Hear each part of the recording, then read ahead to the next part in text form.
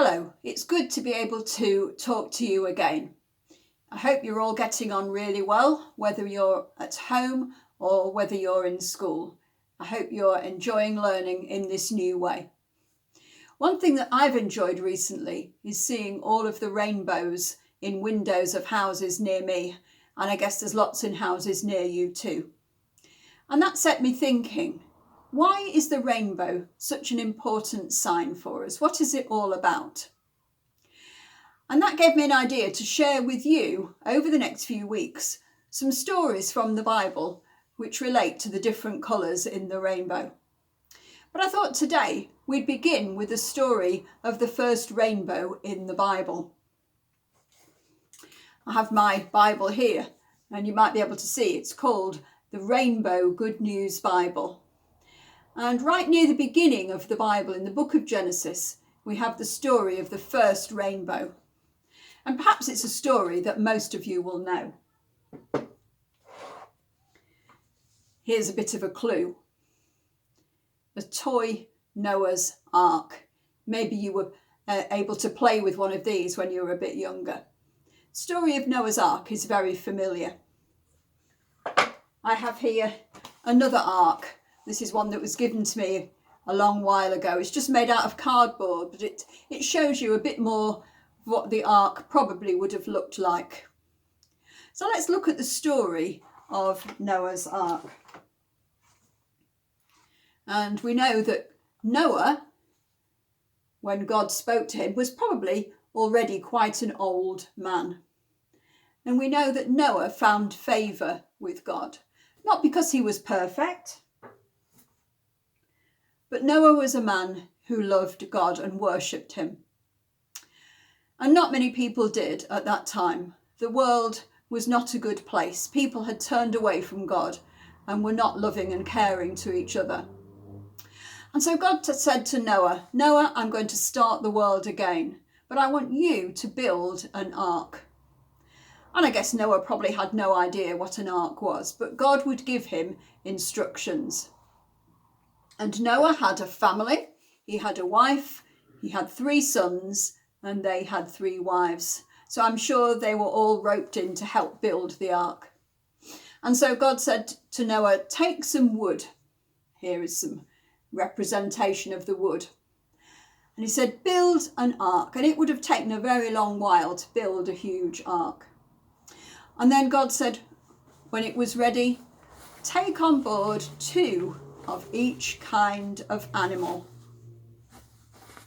See, we've got a few different animals represented on here. 2 of each kind of animal on the earth would arrive near the ark, and Noah would help get them loaded on board. And when they were all on board, God closed the door. No more people were on the ark, just Noah and his family and the animals. And then God sent the rain. And it started to rain and rain and rain for 40 days and 40 nights until the whole world was covered in water. And in fact, the water would be on the earth for maybe around about a year. And after that time, Noah sent out some birds. First of all, he sent out a raven, and the raven just flew around and didn't find anywhere to land. And then Noah sent out a dove. And the second time, the dove came back with a twig in its beak. So Noah realised that the water must be going down.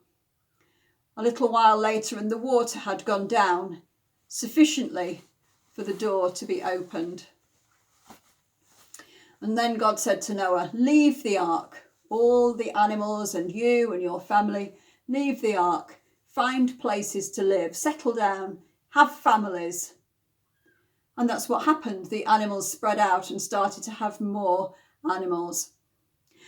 And then God did something which is the most important part of our story. God would put a rainbow in the sky. And this rainbow would be an important sign. See my rainbow here. And the rainbow with its colours was going to be a sign from God, a promise that never again would the whole world be flooded. Never again would the whole world be full of water.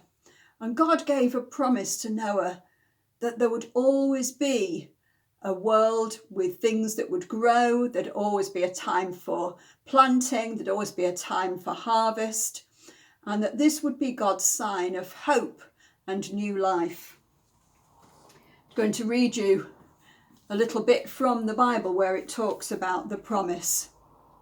And this is what God said to Noah: "Whenever I cover the sky with clouds and the rainbow appears, I will remember my promise to you and to all the animals, that a flood will never again destroy all living beings.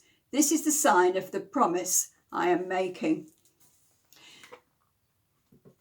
And so when we see rainbows, it reminds us of that promise that God would always be there and care for his people.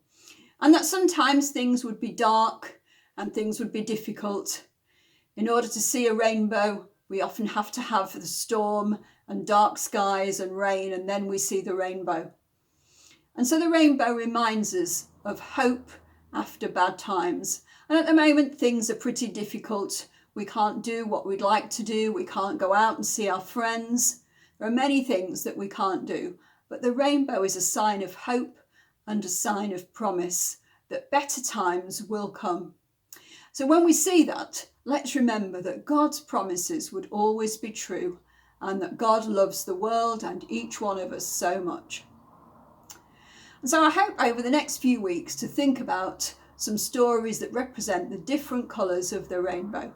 But for now, goodbye, and I hope you enjoy a lovely week together.